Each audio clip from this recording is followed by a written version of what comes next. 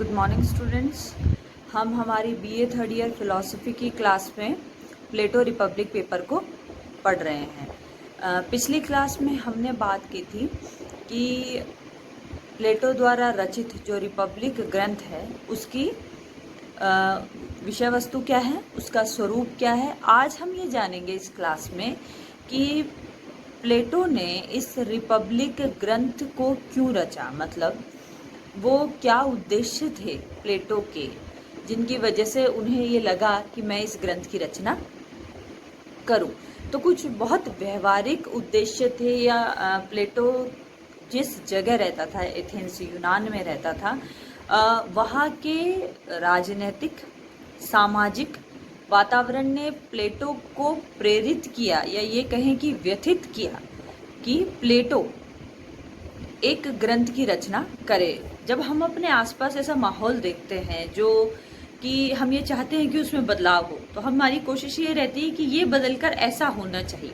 कुछ ऐसे ही भाव प्लेटो के मन में उठे होंगे, तब प्लेटो ने रिपब्लिक ग्रंथ की रचना करी। तो कुछ उद्देश्य थे प्लेटो के जिसकी वजह से प्लेटो ने रिपब्लिक को रचा।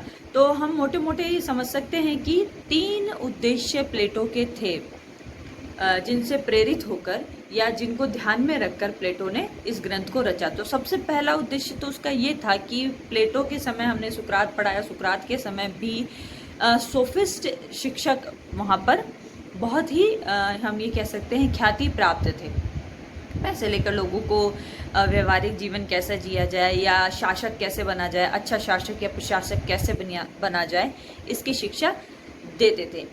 उन्होंने एक आत्म तृप्ति का सिद्धांत सब जगह फैला रखा था। मतलब जिस सिद्धांत से मुझे तृप्ति मिले, जिस सिद्धांत से मुझे सुख मिले, मेरा फायदा हो, वो सही है, बाकी सब गलत है। इसी सिद्धांत को वहाँ के शासक वर्ग ने भी अपना लिया, जिसकी वजह से वहाँ का शासक वर्ग हमें एक तरीके से कहते हैं कि भ्रष्ट हो गया, स्वार्थी हो गया, और राज्य में एक अराजकता की स्थिति हो गई कि वहाँ कोई न्याय नहीं है। इसलिए प्लेटो ये चाहता था कि ये जो सोफिस्टों का आत्म तृप्ति का सिद्धांत है ये खत्म होना चाहिए। ये कैसे खत्म होगा? आप लोगों को शिक्षित करें, और लोगों को शिक्षित करने के साथ साथ उन लोगों पे शासन करने वाले शासक को भी शिक्षित करें।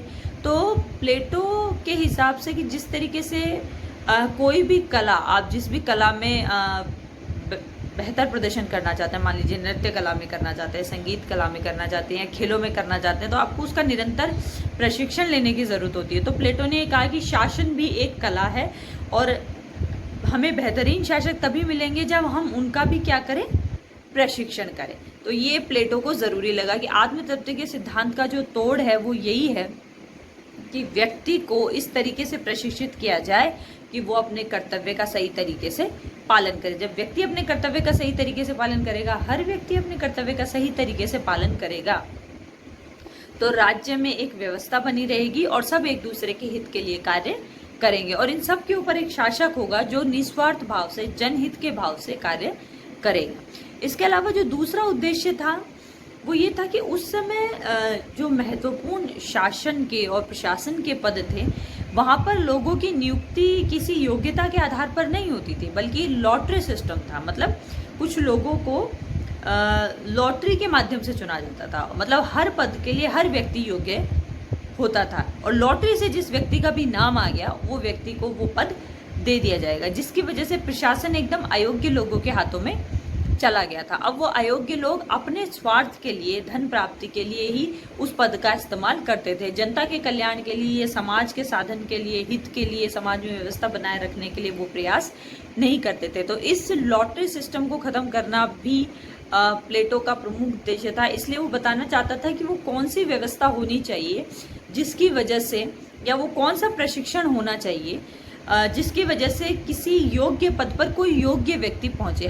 किसी एक पद के लिए हर कोई योग्य नहीं होता। किसी एक पद के लिए योग्य होने के लिए व्यक्ति की कुछ योग्यताएं होती हैं, उसकी कुछ क्षमताएं होती है, उसे प्रशिक्षण देकर उसके लायक बनाया जाता है। इसके अलावा जो एक और उद्देश्य हम ये कह सकते हैं कि वो ये था कि कुशासन को खत्म करना चाहता था प्लेटो। जैसे मैंने बताया कि वहाँ पर लॉटरी सिस्टम था, जिसकी वजह से पदों पर कोई भी व्यक्ति पहुँच जाता था, भले ही वो उसके लायक ना हो। लेकिन और इसके पीछे वजह ये हुआ करती थी कि राज्य शिक्षा की व्यवस्था नहीं करता था लोगों के। अब जब पदों पर ऐसे लोग पहुंचेंगे तो वो क्यों प्रजा के बारे में सोचेंगे। तो वो लोग जो पदों तक पहुंचते थे वो सिर्फ उन पदों का इस्तेमाल अपने उत्थान के लिए या अपने आप को और ज़्यादा समृद्ध बनाने के लिए करते थे। ये वो लोग होते थे जो खुद का पैसा खर्च करते थे और उस लॉटरी सिस्टम से वहाँ तक पहुँचते थे। खुद का प्रशिक्षण करते होंगे या जिस भी तरीके से धन इकट्ठा करते होंगे, उसके बाद वो उस पद तक पहुंचते थे। फिर उस पद तक पहुंचने के बाद उन्हें ये लगता था कि अब इस पद तक जब हम आ गए हैं तो अब हमारा उद्देश्य है कि अब तक हमारा जितना धन खर्च हुआ उस धन को हम फिर से प्राप्त करें। तो वो सिर्फ अपने ही बारे में सोचते थे, शेष समाज के बारे में, प्रजा के बारे में, उसके कल्याण के बारे में सोचना उनका उद्देश्य नहीं था, जिसकी वजह से समाज में और ज़्यादा कुशासन बढ़ा। अब प्लेटो को ये ज़रूरी लगा कि मैं इस कुशासन को, इस आत्मतृप्ति के सिद्धांत को जो शासकों प्रशासकों के पदों तक जो अयोग्य लोग पहुंच रहे हैं उसे रोकने के लिए ज़रूरी है कि शासकों का प्रशिक्षण किया जाए। इसके साथ साथ सभी जनता के लिए शिक्षा के अवसर खुलने चाहिए और शिक्षा की व्यवस्था राज्य के द्वारा की जानी चाहिए।